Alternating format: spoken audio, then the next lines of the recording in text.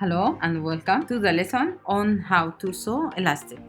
This method can be applied to both sleeve and skirt. Firstly, we will sew the elastic with our fabric like so.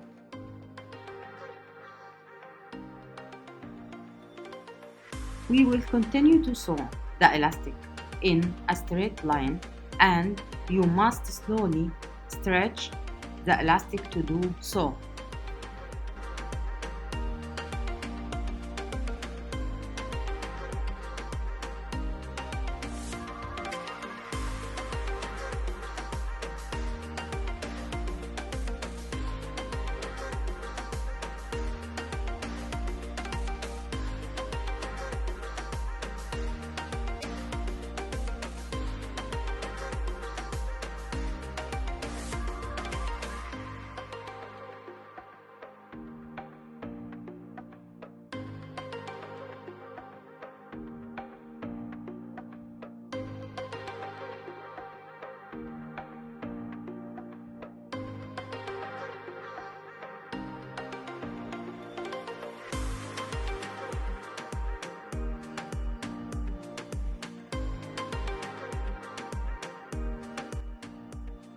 Thank you for watching this video.